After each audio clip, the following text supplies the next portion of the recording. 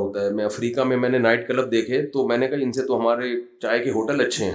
غریب ملکوں میں بھی نائٹ کلب بنائے ہوئے ان لوگوں نے. ان غیر مسلموں میں تو نائٹ کلب لازمی ہے لیکن غریبوں والے نائٹ کلب ہیں. تو جہاں اسلام نہیں ہوگا تو نائٹ کلب زندگی کا شراب کباب, کیونکہ پھر لائف کا مقصد انجوائمنٹ کے بغیر کچھ بچتا نہیں ہے. تو اب آپ وہاں گئے, آپ نے ایک عجیب دنیا دیکھی.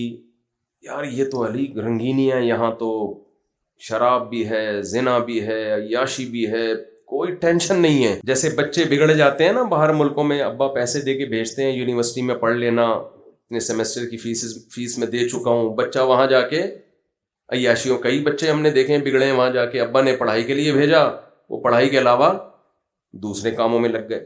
اب جب ان کو کوئی بار بار یاد دلائے گا کہ بیٹا تم یہاں آئے نہیں ہو, تمہیں یہاں بھیجا گیا ہے, کتنے پروٹوکول کے ساتھ بھیجا ہے, ورنہ پاکستان میں لوگ ترس رہے ہیں باہر بھاگنے کے لیے, تمہیں کمپنی نے بھیجا تو تم سوچتے نہیں ہو کہ تمہیں کیوں بھیجا گیا ہے. اب مجھے بات بتائیے, عیاشی کس میں, سوچنے میں ہے یا نہ سوچنے میں؟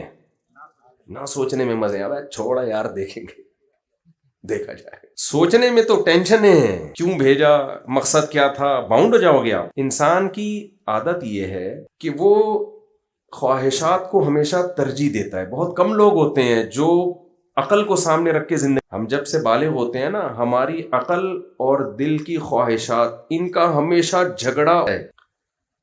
عقل کیا کہتی ہے, سگریٹ پیو کہ نہیں پیو, نہ پیو. لیکن دنیا میں کروڑوں لوگ ہیں جو سگریٹ پیتے ہیں. عقل کا کیا کہتی ہے, شراب ہونی چاہیے سوسائٹی میں کہ نہیں ہونی چاہیے. نہیں, باہر ملکوں میں آپ دیکھیں وہاں جو ایکسیڈنٹ ہوتے ہیں وہ اکثر شراب پی